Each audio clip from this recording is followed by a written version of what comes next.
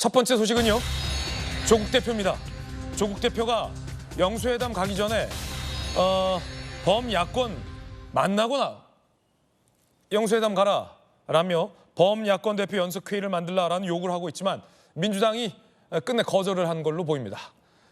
조 대표 요구가 상당히 뭐랄까 멋쩍어졌는데요. 조 대표의 이야기 들어보시죠.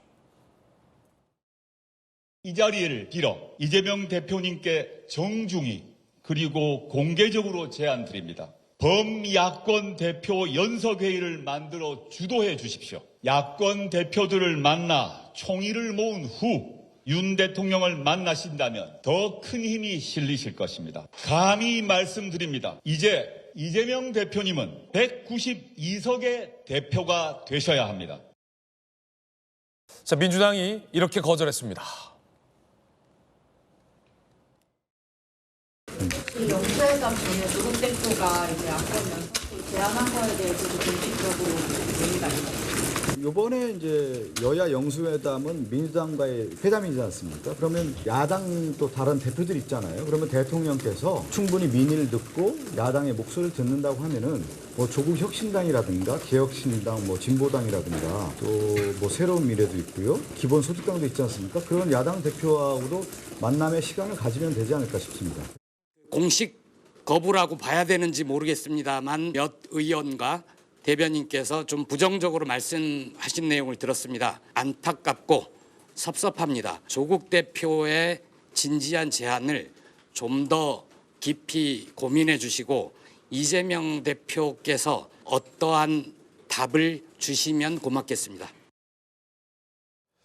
공개적으로 안타깝고 섭섭하다 이런 얘기까지 조국 혁신당에서 나왔습니다. 몇 명의 의원들과 대변인이 거부했는데 이게 공식적인 거부냐? 이 대표가 직접 답해달라라고 얘기를 했습니다. 김광삼 변호사님, 대변인까지 얘기했으면 공식적인 거부인데 조국 대표나 조국 혁신당 입장에선 많이 안타깝고 섭섭한 것 같습니다. 좀 껴달라라는 건데 민주당에서는 끼지 마라라는 거죠.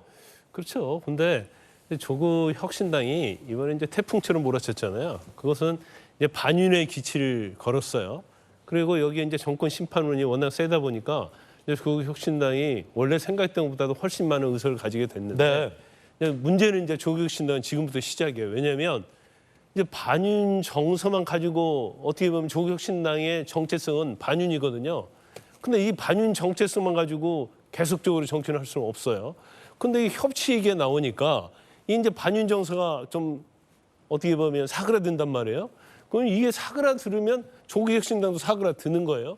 그러면 존재감이랄지 뭔가 좀 보여줘야 하는데 사실은 뭐 정책이랄지 뭐 이렇게 보여줄 게 없단 말이에요. 이제 그러다 보니까 매일 식사하는 거 뭐 SNS 올리고 그다음에 쓰레기 버리는 거 올리고 이제 그렇게 방향에 가고 있는 거예요. 그래서 이번에 가만히 생각해 보니까 이재명 대표하고 윤석열 대통령이 맞나? 만나면 이제 조국 대표의 어떤 존재감이 없어지는데 그 가만히 고안을 해낸 것이 제 개인적 생각으로는 야권이라는 연석회의를 하는 걸로 한번 가보자. 왜냐하면 나하고 이재명 대표 둘이 만나고 좀 상의를 해서 가자고 하면 둘이 동등하게 되니까 안 받아줄 건 뻔하거든요. 그러니까 연석회의 해서 당신이 야권의 대표가 되라. 이미 야권의 대표예요. 과반수 먼저 훨씬 더 많은 의석수를 가지고 있고.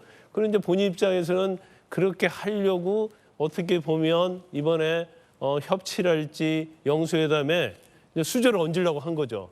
근데 이 속셈을 민주당에서 모르겠어요. 그렇지 않아도 민주당 입장에서 보면 조 대표를 굉장히 견제하고 경계를 갖고 있는데 여기서 영수회담을 하는데 왜 당신이 끼어들어? 이걸 단칼에 그냥 거부를 한 거예요. 근데 뭐 공식적인 거부인지 아닌지 모르겠다고 하는 것은 애둘러 표현하는 것이죠. 자, 지금 들어온 뉴스 속보인데요.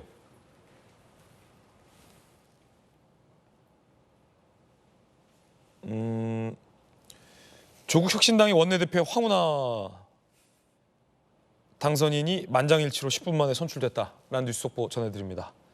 대표도 원내대표도 실형을 선고받은 범죄 피고인이군요. 자, 성춘 부의장님, 그러면 뭐 황운하 의원 원내대표로 선출됐다고 하고 조 대표 많이 섭섭하다는데 민주당에서는 왜 그거 안 껴줍니까? 지금 뭐 다른 분들도 많이 말씀하셨고 대변인도 말을 한 게 지금 영수회담으로 잡힌 것 아닙니까? 거기 지금 1년 7개월 만에 잡힌 영수회담인데 민주당에서도 지금 의제 설정하고 의제를 협상하는데 많은 어려움이 있는데 거기에 또 소수정당들, 군수정당들의 목소리까지 반영되고 한다면 얼마나 또 더 많은 시간이 걸리겠습니까? 물론 범야권은 192석, 다 합치면 192석이기 때문에 아마도 대통령이 뭔가 거부하는 뭐 최상병 특검법이라든지 이런 것들을 끝까지 거부하실 경우 패스트트랙을 어떻게 태워서 통과시킬 것인가 이런 것들을 협의할 때 같이 논의할 수 있겠죠. 그런 차원에서 범야권과 언젠가 같이 할 부분들은 있지만 지금 영수회담에서는 아니라는 명확한 선을 긋는 것이고 그리고 조국 혁신당 입장에서도 굳이 이렇게 섭섭하다는 표현은 부적절하지 않나. 왜냐면은 지금 제3당으로서 자리를 잡는 게 중요하지 않습니까? 그리고 열린민주당과 달리 조국 혁신당은 분명 총선 전에 우리는 22대 국회 내에 합당을 절대 하지 않겠다. 제3당으로서의 아니면 다른 정당으로서의 위치를 확고히 끝까지 이어가겠다고 한 마당에 계속해서 뭔가 안 껴줘서 섭섭하다. 이런 식으로 말을 해버리면 국민들이 보시기에 민주당은 그냥 함께하고 싶은 정당이구나. 이런 이미지로 남게 되면 제3당으로서 자리 잡고 싶어 하는 조국 혁신당의 취지와 맞지 않다. 조국 혁신당의 길을 찾으시라. 이런 말씀을 드리고 싶습니다. 뜨거운 소식 함께하고 있습니다.